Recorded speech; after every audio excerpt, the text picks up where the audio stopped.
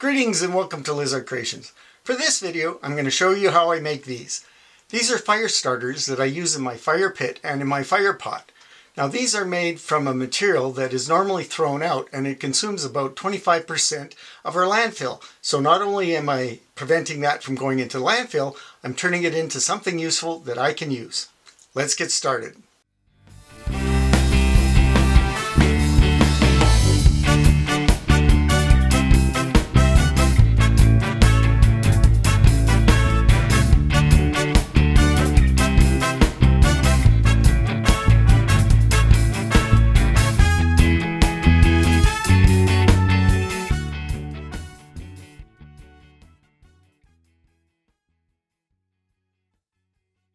Before I begin, I want to let you know that this fire starter is petroleum based, so I only use it to start fires in my fire pot and my fire pit.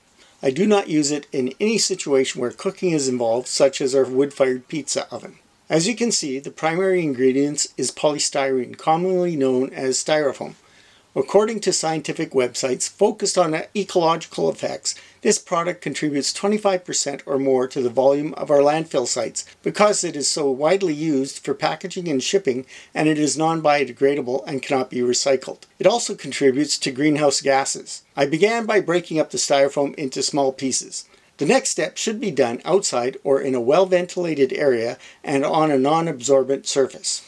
Once I have all the styrofoam broken up into small pieces, I can then combine the second ingredient, which is gasoline.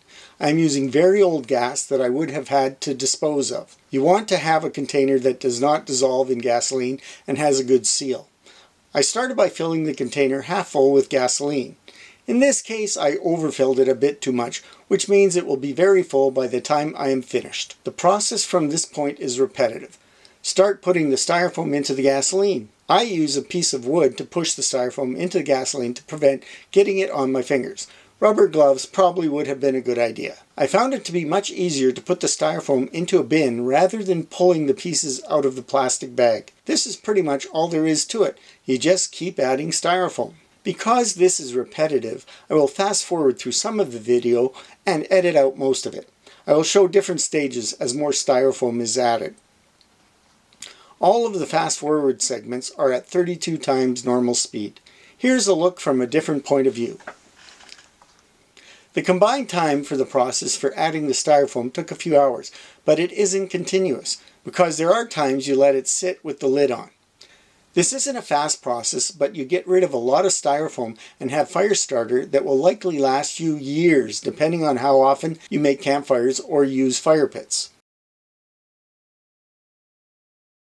You can see how the dissolved styrofoam is starting to stiffen and become more elastic.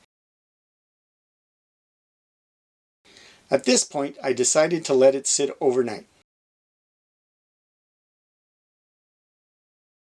As more and more styrofoam is added, the process slows down. Whenever I have to leave, I always seal the jar. As you can see, it is becoming quite rubbery. I started pressing the mixture to squeeze out any remaining gasoline. I seal the jar and let it sit for a few hours. If I see a puddle of gasoline on the top, I know I can add more styrofoam. I will keep adding styrofoam and then seal the jar and let it sit for a few hours, or I may let it sit overnight. I keep doing this until there is very little gas visible in the jar.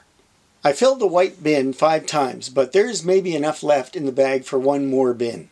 It is getting to be pretty slow going by this point. As you can see, adding too much gasoline in the beginning creates a bit of a problem as the jar fills with styrofoam. Here's an example of some fresh and some old fire starter that I created years ago. It gets to be a very tough plastic, and it was a real challenge to get it out of the jar. Providing there's still some gasoline in the jar, the fresh fire starter has a very long shelf life before it starts to harden. This little old piece will burn just as well as the new stuff. I let the batch of starter sit in the jar for a few days, and it is now time to form the individual starter balls.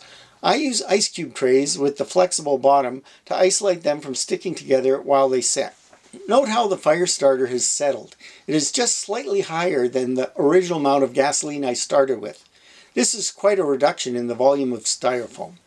I wore gloves for this part of the process. There was enough fire starter in this jar that it would last me for a decade because you need such a small amount to start a campfire. I gave away most of this to friends because I had a lot of styrofoam from our pizza oven build. I will be making more starter to make use of that styrofoam.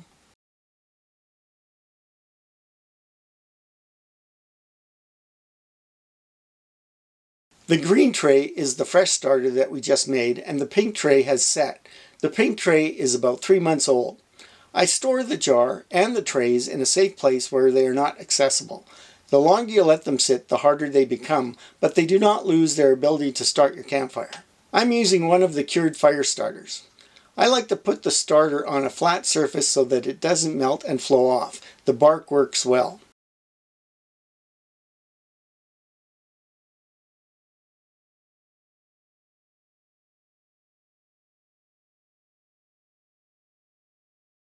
Because the fire starter is made with petroleum chemicals, I do not use this in my wood-fired pizza oven or with any fire used for cooking.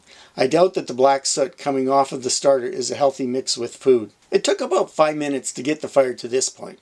It was a beautiful winter day when I made the fire. It was only -8 degrees Celsius outside. As per the usual format of my videos, it is time to showcase two of my wife's paintings. The first is called Fire and Ice, and is a 10 by 10 inch mixed media painting with a black wood frame. The second is called Magma Mayhem, and it is a 20 by 16 inch mixed media painting with a black wood barn board frame. And remember, have fun, be safe, and enjoy a nice warm campfire.